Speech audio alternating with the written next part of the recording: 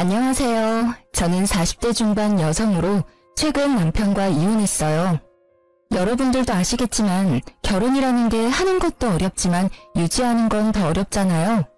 저 역시 결혼 생활 15년 동안 크고 작은 트러블이 있었는데 그래도 이제 중학생이 된 아들을 키우면서 남들도 다 이렇게 살겠지 하는 아니란 생각으로 그냥 하루하루 꾸역꾸역 살아왔던 것 같아요.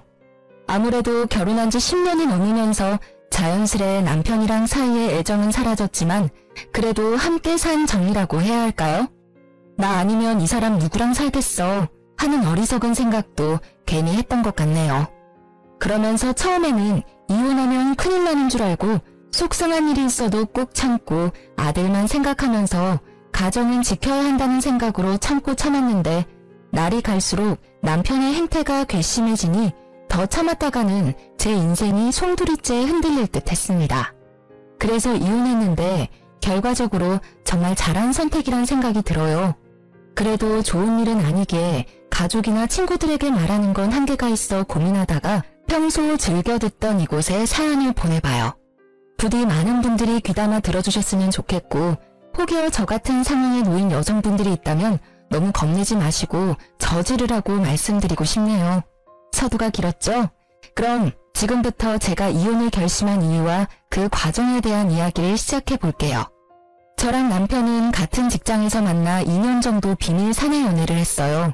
저는 남편보다 먼저 그 직장에 다녀서 횟수로 10년이 거의 다 되어가고 있었는데 경력직으로 새로 들어온 남편이 그때는 너무 젠틀하고 매너가 좋아 보여서 호감이 가더라고요. 그러던 찰나 남편도 제가 마음에 들었는지 회식 후에 둘이서 따로 술 한잔씩 하는 날이 늘었고 남편이 사귀자고 고백을 해서 사귀게 됐답니다. 그러다 언제까지 이렇게 비밀로 사귈 순 없다고 생각이 들었고 서로 나이도 찰 만큼 찼다고 생각해서 30대 초반에 결혼을 했어요.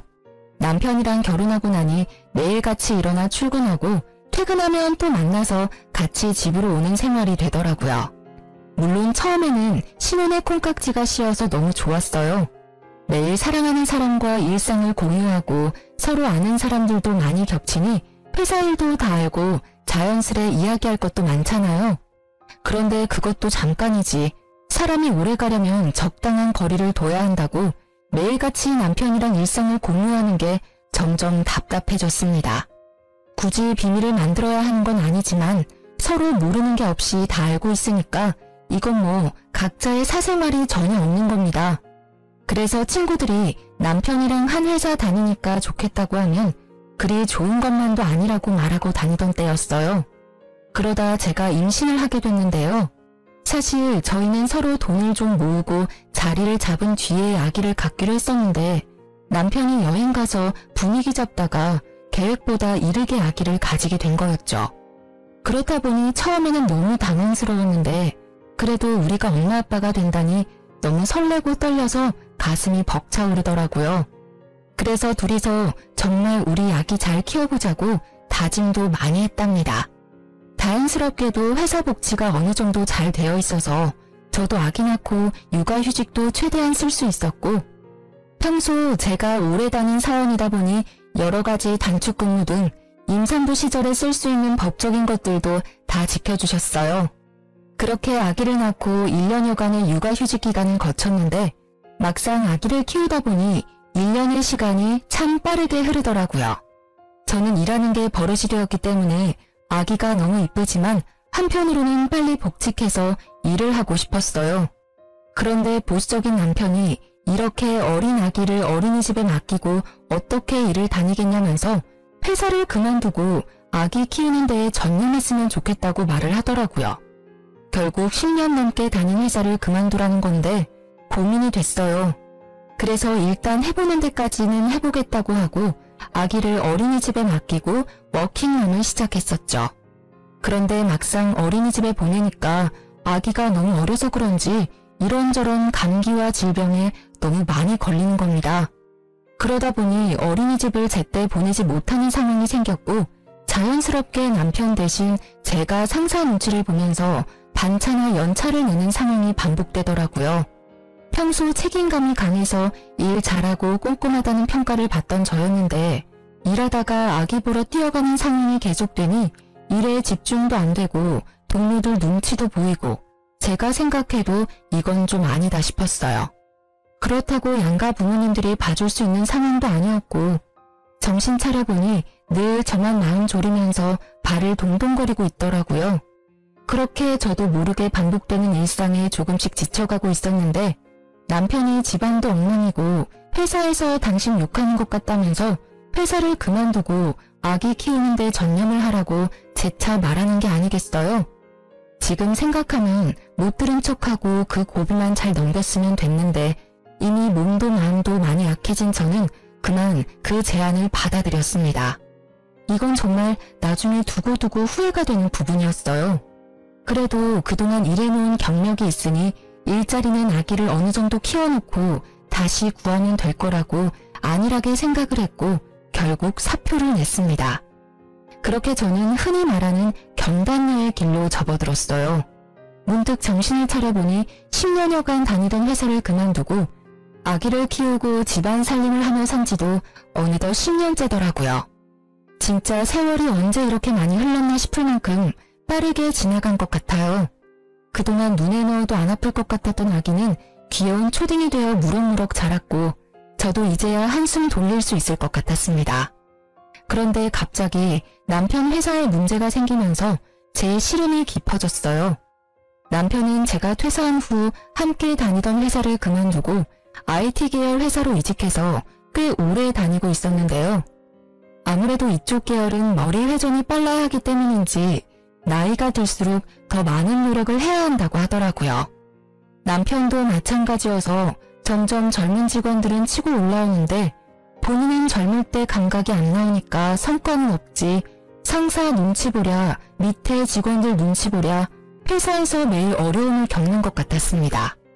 이맘때쯤 항상 술에 취해 들어와서 아이랑 저랑 자고 있으면 굳이 깨워서 아빠는 힘들게 일하고 왔는데 편하게 자고 있느냐면서 술주정을 부리는데 진짜 미치겠더라고요.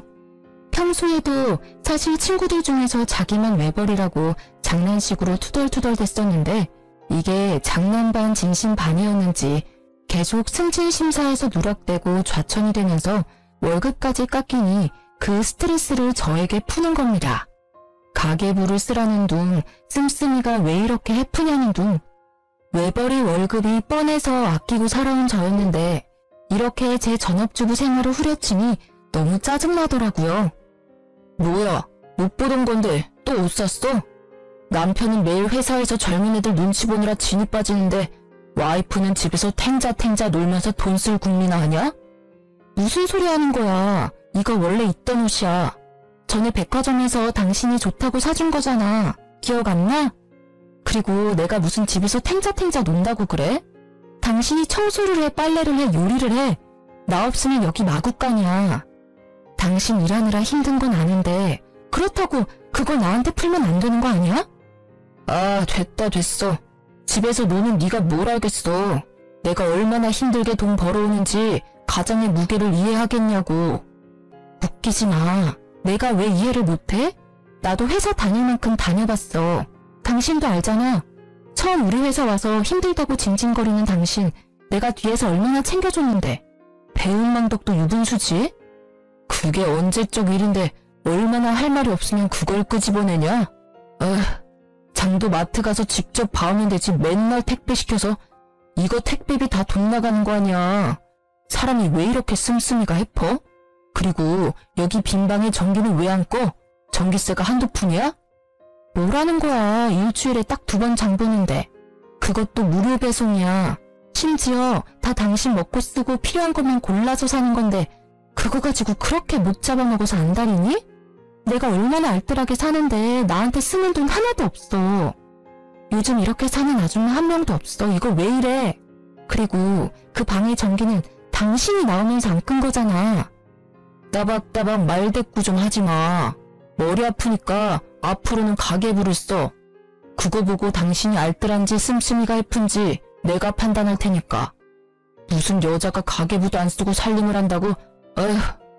순간 너무 기가 막히고 어이가 없더라고요. 말문이 턱 막혀서 아무 말 없이 남편을 노려보고 있으니 남편이 잘하라고 제 어깨를 툭 치면서 출근을 하는데 진짜 아들만 아니었으면 머리를 한 대 쳤을 겁니다. 초등학교 6학년 아들이 아빠 왜 저러냐면서 엄마 마음에 담아두지 말라고 다정하게 위로해주는데 순간 훌쩍 큰 아들이 대견하면서도 남편 놈에게 당할 수모가 잊혀지질 않아 괴롭더라고요. 정말 남편 월급 쪼개고 쪼개서 살림을 하고 아이 학원도 보내고 또 회사 다니면 항상 깔끔해야 한다고 생각을 하는 터라 돈 없어도 모아둔 돈으로 제 옷은 못 사도 철마다 남편 옷은 새로 사서 입혀보내고 그랬거든요.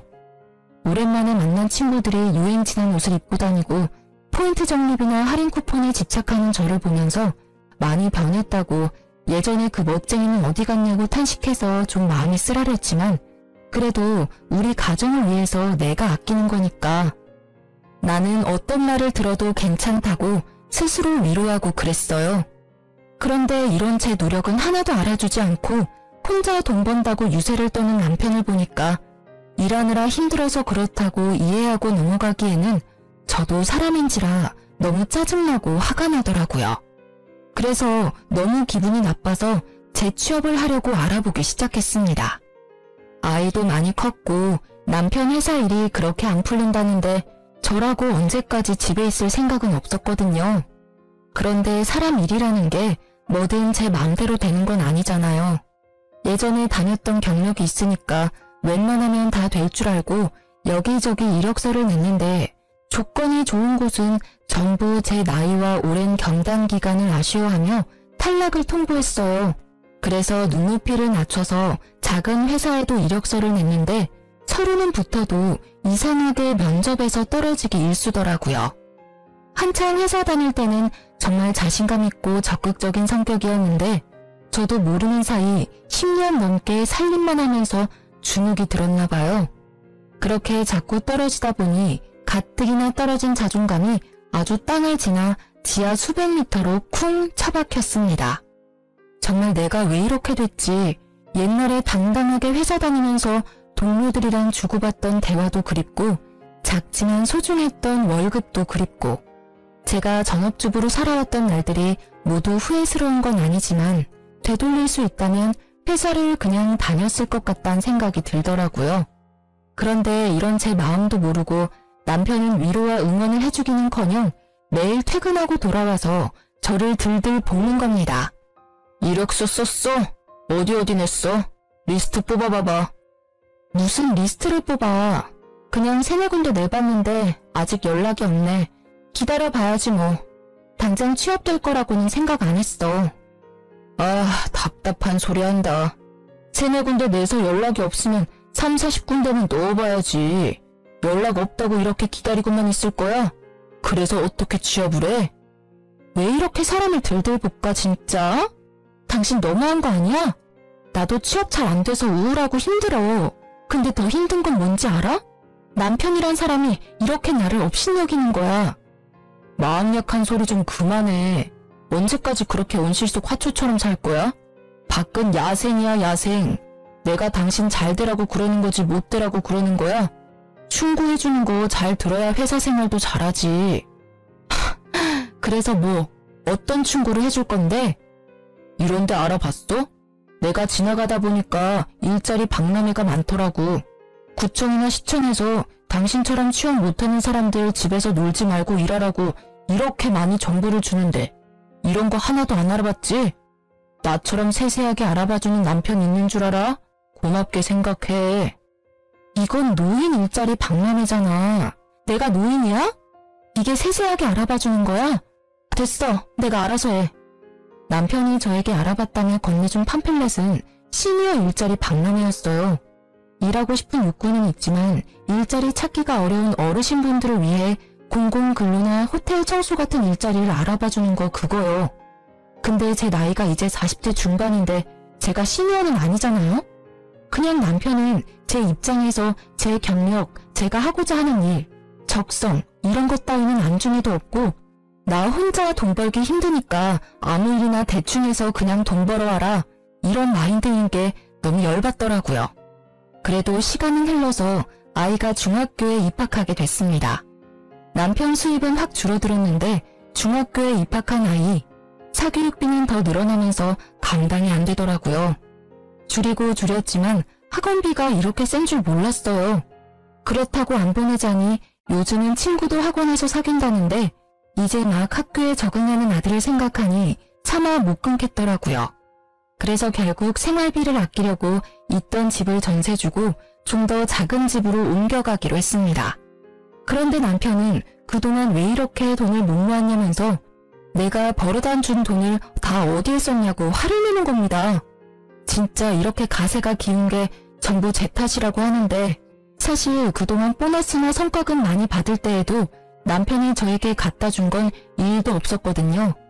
저는 오로지 남편 월급에서 생활비로 주는 돈만 갖고 여기저기 알뜰하게 쪼개 사용을 해왔는데 이런 식으로 저를 몰아가니 진짜 어이가 없었어요.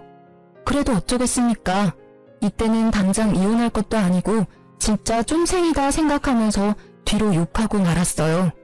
그런데 남편이 구멍난 생활비를 신우에게 말했고 겨우 돈을 빌렸다면서 앞으로 살림을 알뜰하게 잘하겠다는 내용의 각서를 자기 앞으로 쓰라고 헛소리를 시전하더라고요.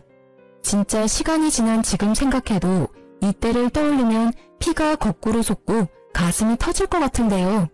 더 짜증나는 건 사춘기인 아들이 남편 말을 듣고 열받아서 자기 방에 쾅 문을 닫고 들어가는 거예요. 한참 예민한 시기 아들인데 이렇게 아빠가 엄마를 무시하고 집안 분위기를 흐트리니까 얼마나 싫겠어요. 저뿐만 아니라 아들까지 남편 놈 때문에 영향을 받는다고 생각을 하니까 진짜 이렇게 살아야 하나 싶더라고요. 그래서 오랜만에 만난 친구에게 하소연을 좀 했습니다. 여태까지는 제가 제 얼굴에 침 뱉기 같아서 남편 욕을 거의 안 했는데 거의 2시간 가까이 그간 있었던 일들에 대해 말하고 울분을 터뜨리니까 친구가 이렇게 심각했었냐고 그렇게 어떻게 사냐고 저를 위로해 주더라고요. 이 친구는 저와 달리 결혼하지 않고 혼자 사는 골드미스였는데 마케팅 회사를 다니며 승승장구해서 부장까지 달고 돈도 많이 벌더라고요. 다른 회사지만 저랑 비슷한 시기에 입사해서 신입 시절, 대리 시절 다 거쳤는데 저도 결혼하지 말고 그냥 회사나 열심히 다닐 걸 후회가 됐어요. 그래서 앞으로 어떻게 살아야 할지 모르겠다고 하니 친구가 너무 안타까워하면서 요즘은 회사 말고 창업을 하는 사람도 많다고 조심스레 말을 하는 겁니다. 그동안 회사 취업만 생각했지 창업은 정말 아이디어나 재주가 특출난 사람만 하는 거라고 생각했거든요. 그래서 아예 배제하고 있었는데 친구가 대뜸 제가 만든 홈 베이킹 쿠키를 팔아보라는 거예요. 사실 제가 전업생활을 오래 하면서 아이가 어릴 때는 시간이 없었지만 유치원 다니고 할 때부터는 휴식 시간이 좀 생기더라고요. 그래서 평소에 관심 있었던 홈 베이킹 쿠키를 취미로 하려고 꾸준히 배우고 만들어 왔었거든요. 평소에 제가 먹거나 아이랑 남편 챙겨주고 나서 남은 것들은 예쁘게 포장해서 친구들 선물로 주고 이웃들에게도 나눠주고 시댁이랑 친정에도 보내는 등 다양하게 활용을 했었어요. 만들 때는 재료 준비하랴, 숙성시키랴, 계량하랴, 오븐 구우랴 손 가는 게 많아서 번거롭지만 다 만들고 나면 너무 뿌듯하고 특히 맛있게 먹어주는 사람들을 보면 이 맛에 베이킹하는 거지 라는 성취감도 들었답니다. 워낙 아가씨 때부터 베이커리 카페 다니는 걸 좋아해서 보는 눈이 생겼는지 받는 사람들이 전부 너무 이쁘고 맛있다면서 이런 거 하나 차려서 하라고 말은 했었거든요. 그냥 인사치레로 하는 말이겠거니 생각했는데 친구가 그게 아니라 진짜 자기가 생각했을 때 괜찮은 것 같다면서 SNS에서 유명한 쇼핑몰들을 보여줬습니다. 살펴보니 조금 손이 많이 가기는 하지만 그 정도는 다 제가 할 수 있을 듯 했습니다. 보다 보니 이렇게 하면 더 예쁘고 맛있겠는데? 하는 아이디어도 마구 떠올라서 친구에게 말했더니 대박이라며 맞장구 쳐주더라고요. 그래서 고민 끝에 SNS에 밝은 친구 도움을 받아서 비즈니스 계정을 만들고 나름대로 상호와 메뉴까지 정해 두근거리는 마음으로 쇼핑몰을 열게 됐어요. 처음 일주일은 문의조차 오지 않더라고요. 그러다 첫 게시 손님을 받았는데 반응이 꽤 괜찮았어요.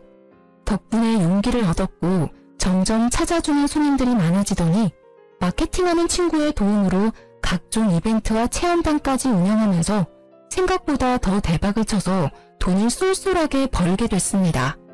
저는 그냥 남편 눈치 보지 않고 쓸 수 있는 제 용돈 정도만 생각했는데 웬걸? 쪼들렸던 아이 사교육비도 낼 수 있겠더라고요. 이때부터는 재료 사고 포장하고 발송하는 값에 제 인건비까지 더해도 훨씬 많이 남는 장사라 진짜 이 맛에 창업하나 보다 했습니다. 오히려 SNS로 시작하니까 월세도 나가지 않고 마진이 좋더라고요. 그래서 주문이 밀려도 힘든 줄도 모르고 밤을 새가면서 물량을 맞추고 손님들 리뷰에 답까지 달아주면서 열심히 했어요. 정말 오랜만에 집에서 살림만 하던 제가 열정을 가지고 저만의 일을 시작한 거라 너무 즐겁고 행복했습니다. 진짜 돈이 문제가 아니라 무너진 제 자존감이 다시 세워지는 기분이 들어서 정말 좋더라고요. 저를 도와준 친구도 너무 잘 됐다면서 얼굴이 너무 좋아졌다면서 절대 그만두지 말라고 용기를 주더라고요. 까탈스러운 사춘기 아들 녀석도 제가 밤새 일하는 걸 보면서 힘들면 하지 말라더니 제가 너무 행복해하니까 엄마가 좋으면 자기도 좋다고 저를 꼭 안아주는 게 아니겠어요? 하지만 양치가 있으면 음지도 있는 법이죠. 정말 아이러니하게도 그렇게 일하라고 떠밀던 저희 남편은 제가 일하는 걸 탐탁치 않게 여기더라고요. 요즘 저녁이 아주 맨날 배달이네. 돈이 남아 도나 봐. 요즘 단체 주문이 좀 들어와서 밥할 시간이 없어서 그래. 이번 주만 넘어가면 괜찮을 거니까 내가 그때 맛있는 거 해줄게. 당신이 돈을 벌면 얼마나 번다고 밥할 시간이 없대. 그래봤자 푼돈이잖아. 누가 보면 돈 꽤나 버는 줄 알겠다. 무슨 말을 그렇게 해? 당신이 관심 없으니 몰라서 그렇지. 나 꽤 벌어. 내가 요즘 당신한테 애 학원비 밀렸으니까 붙여달라고 하는 거 봤어? 다 내가 내고 있어. 당신 입고 있는 그 와이셔츠랑 바지 그거 새 거잖아. 다 내 돈으로 사서 입혀주는 거야. 알고 말해. 됐어. 그냥 반죽 가지고 장난칠 시간에 근처 빵집이라도 취직해서 정상적으로 좀 살아. 이게 뭐야? 집꼬라지하고는. 뭐 인정합니다. 혼자 모든 걸 하니까 집안일이 어려워지긴 했어요. 그런데 누구나 처음에는 일과 생활을 조율하는데 적응하는 기간이 필요하잖아요. 진짜 갓 사업 시작해서 열심히 하려는 사람한테 초치는 것도 아니고 그렇게 일해서 돈 벌어 오라고 하더니 돈 번다고 하니까 집안일 열심히 하라는데 어이가 없었어요. 정말 나랑 한번 제대로 싸워보자는 건가 싶기도 하고 제가 뭘 해서 얼마나 버는지 관심은 1도 없으면서 반죽 가지고 장난치지 말고 빵집에라도 취직하라면서 정상 비정상 운운하는 남편을 보니 한심하더라고요. 그래도 남편은 늘 꽉 막힌 사람이었으니까 제 기준이 낮아서 그런지 몰라도 이때까진 그냥 참을만 했어요. 그런데 오랜만에 만난 가족 행사에서 신우이를 만났는데 남편 놈이 지 누나라고 제 이야기를 많이 했나 보더라고요. 어처구니 없게도 신우까지 저를 약올리는 말들을 서슴없이 하는 겁니다. 옳게 요즘 일하느라 바쁘다면서? 아, 네 형님. 그냥 소소하게 일하고 있어요. 아직 처음이라 힘들긴 한데 그래도 재밌어서 할만해요. 이 일이 재밌으면 되나? 그게 무슨 일이야? 동생 말 들으니까 돈 좀 번다고 집안일에는 손 놨다면서? 나도 일해봤는데 2가지 한 번에 잘하기 힘들어. 특히나 그런 사업은 하나부터 10까지 옳게가 해야 하는데 끝까지 잘할 수 있겠어? 괜히 힘 빼지 말지 그래? 그게 무슨 말씀이세요? 저보고 일하지 말라는 거예요? 아유, 내가 옳게 걱정돼서 하는 말이야. 기분 나쁘게는 듣지 말고 사업은 뭐 아무나 하나? 요즘 개나 소나 다 사업한다고 창업한다고 하니까 옳게 귀가 얇아졌나 본데 다 그것도 한때야 한때. 형님, 저 지금 너무 열심히 잘하고 있어요. 응원까지는 안 바랄게요. 그냥 신경 쓰지 말아주셨으면 해요. 화났어? 아니 내 말은 솔직히 쭉 잘 되리란 보장 있어? 막말로 집에서 10년 넘게 애보던 여자가 사업한다고 날뛰는데 옆에서 지켜보는 가족들은 걱정이 되지. 이게 걱정하는 사람의 말이었을까요? 진짜 신우이만 아니었으면 머리채를 휘어잡았을 거예요. 어쩜 이렇게 남매가 똑같이 말을 못되게 하는지 무슨 학원이라도 다녔나 싶을 만큼 얄밉더라고요. 정말 100번 양보해서 시누이 말대로 사업한다고 하는 가족이 걱정되고 염려돼서 조언을 해줄 수는 있어요. 하지만 제가 열심히 하고 있으니 신경 쓰지 말아달라고 간곡히 말을 했으면 듣는 신용이라도 해야 할 거 아닙니까? 나이도 별로 차이도 안 나면서 손이 신우이라고 저를 자꾸 가르치려고 들고 비아냥거리는데 이건 뭐 잘 되지 말라고 저주하는 것도 아니고 정말 듣는 입장에서 기분이 많이 나쁘더라고요. 너무 빡쳐서 원래는 시댁 행사에 나눠주려고 가져갔던 가전제품 선물들이 있었는데 하나도 주지 않았어요. 그대로 친정 부모님 가져가서 다 드리고 평소에 오래돼서 잘 안 된다고 하던 세탁기도 새 걸로 바꿔드렸습니다. 그래도 분이 안 풀려서 어떻게 복수하지 싶더라고요. 결국 이들에게 복수하는 건 제가 어떻게든 일을 놓지 않고 더 열심히 해서 더더더 잘 되는 것밖엔 없는 듯 했습니다. 그래서 정말 힘들 때도 있었지만 단골 늘리기에 주력하면서 리뷰에도 신경 쓰고 아이디어도 계속 생각하면서 퀄리티 유지하려고 노력을 했어요. 그래서인지 언제부터인가 메신저로 홈베이킹을 직접 배워보고 싶다는 사람들이 늘어나더라고요. 처음에는 말주변도 없고 그래서 사람들을 직접 상대하고 가르치는 걸 할 수 있을까 걱정이 됐습니다. 그런데 이번에도 처음에 해보라고 응원해줬던 친구가 레시피 그대로 가르쳐주는 거고 친절하게 하면 된다고 못할 것도 없지 라면서 용기를 불어넣어 주더라고요. 정말 제 인생에 인복이 없다고 생각했는데 이런 좋은 친구를 곁에 둔 것만 해도 성공인 것 같네요. 어쨌든 사람들도 많이 해달라고 요청을 하겠다. 친구 응원도 들었겠다. 클래스를 열면 성공할 것 같다는 자신감이 생겨서 일단 남편에게 계획을 말했어요. 그런데 남편 반응은 정말 차갑고 매정하더라고요. 여보, 나 쿠킹 클래스 하나 차리고 싶은데 어떻게 생각해? 누가? 당신이? 아, 또 누가 바람 넣었어. 그때 그 친구지? 진짜 어이가 없다. 지금 하는 것도 쩔쩔매고 겨우 하면서 누구 가르치고 그러는 거 당신이 할 수 있겠어? 괜히 사람들한테 욕만 먹는다. 하지마. 아니, 미리 레시피를 다 가지고 알려주는 거니까 나는 한두 시간 정도만 바짝하면 되는 거라 괜찮을 것 같은데. 이번 한 번만 나 좀 믿고 도와줘. 내가 이렇게 말한 적 없잖아. 뭘 도와달라는 거야? 설마 그거 차릴 돈을 달라는 거야? 집에서 할 수는 없잖아. 그래서 작은 데라도 좀 빌려야 할 것 같은데 아직 내가 그만한 돈은 없어서 우리 그때 비상금으로 모아둔 통장 있지? 그거 이번에 깨서 좀 쓰면 안 돼? 나 진짜 잘할 수 있을 것 같아서 그래. 내가 이자 쳐서 다시 채워 넣을게. 야, 웃기지 마. 돈 날릴 일 있어? 제발 정신 좀 차려. 그 돈 절대 못 주니까 정하고 싶으면 당신이 알아서 그냥 차리든지. 나는 반대했으니까 나중에 왜 안 말렸냐고 내 원망은 하지 마. 알았지? 사람이 어떻게 이렇게 짜증나는 화법을 구사하는지 남편이랑 대화를 하고 지지를 얻으려고 했던 제가 잘못이었습니다. 매사에 부정적이고 꼬여서 어떻게든 제가 하는 생각과 일은 절대 안 될 거라고 말을 하는데 이런 사람이랑 살아온 제가 회사 면접에서 주구장창 떨어진 건 어찌 보면 당연한 일이겠죠. 원래라면 남편한테 이 정도 말을 들었으니 자신감이 더 떨어져 그래 내가 제대로 할 수 있겠어? 그냥 접자 했을 겁니다. 그런데 저는 이미 SNS 쇼핑몰에서 한번 성공을 맛봤잖아요. 정말 성공의 단맛은 강렬하더라고요. 남편의 반대에도 불구하고 저는 자신감을 잃지 않고 그래 내가 알아서 할게 두고 봐라 하는 마음이 생겼어요. 그래서 친정동생에게 SOS를 쳤습니다.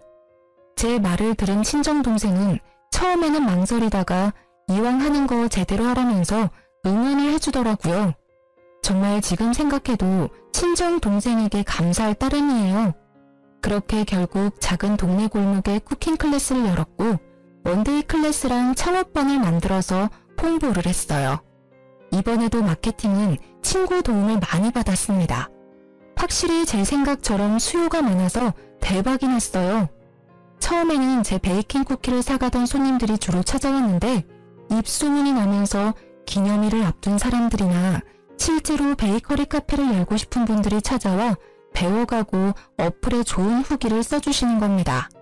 그걸 보고 전혀 모르는 분들이 찾아오기도 하고요. 전업주부하면서 제가 살림을 했었잖아요.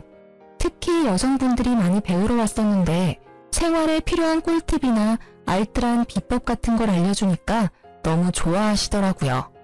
그러면서 저도 점점 손님들 대하는 게 편해지면서 친해지기도 하고 자연스럽게 인맥도 넓어져서 정말 큰 도움이 됐어요. 그분들이 친한 언니처럼 저를 대하면서 아는 사람을 또 데려와 주기도 하니까 제 생각보다 가게가 더 잘 됐습니다. 그렇게 1년 가까이 쿠킹 클래스를 운영했더니 다시 옛날에 살던 큰 집을 구해 갈 수 있을 정도가 됐어요. 물론 돈을 번다고 해서 제가 허투루 쓰지 않고 꼭 필요한 데만 쓰고 모았던 결과이기도 했죠. 어쩌면 오랜 주부 생활이 낳은 결과이기도 하겠네요. 아무튼 이렇게 제 쿠킹 클래스가 잘 되고 나니까 생각지도 않았던 일들이 벌어지기도 했습니다. 제 사업에 대해 비아냥거리던 남편 누나가 안 망하고 1년이나 계속 유지를 하니까 궁금했나 봐요. 한번 친구랑 같이 와서 배워보고 싶대서 그러라 했는데 괜찮아 보였는지 자기도 창업반에서 배우고 2호점을 차리면 안 되냐고 계속 떼를 쓰는 겁니다. 너무 황당하고 웃겨서 표정 관리가 안 되더라고요. 그런데 문제는 이뿐만이 아니었습니다.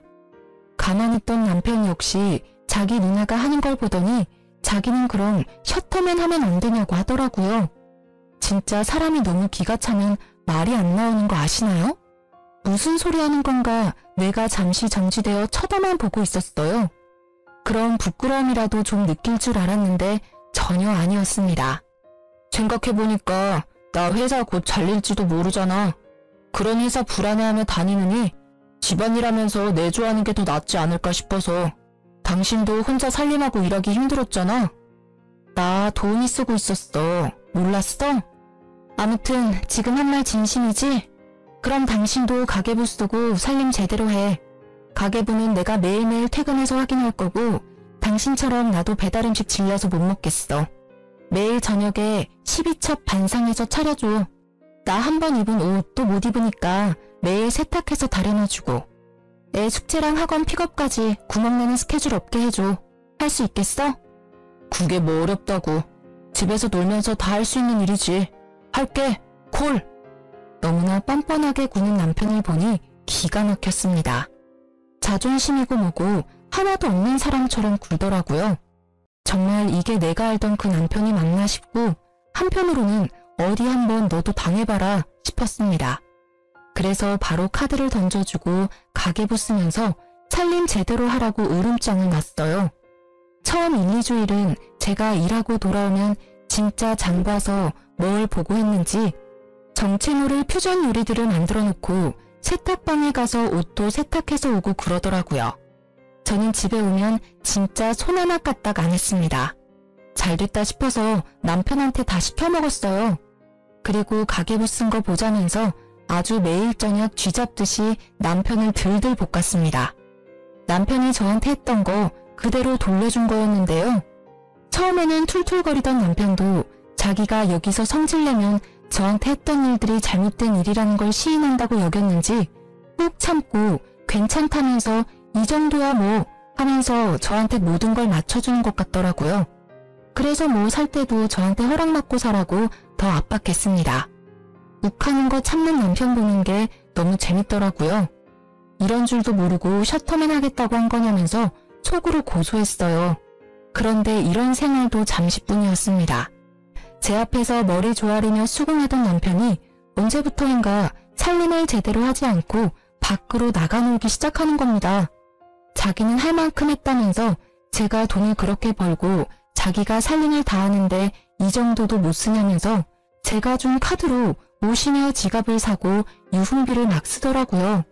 대체 어디까지 가나 두고 보자 했더니 가계부도 없고 결국에는 제가 절대 쓰지 말고 비상금으로 두라고 했던 퇴직금으로 저 몰래 외제차까지 뽑아서 다니는 게 아니겠습니까?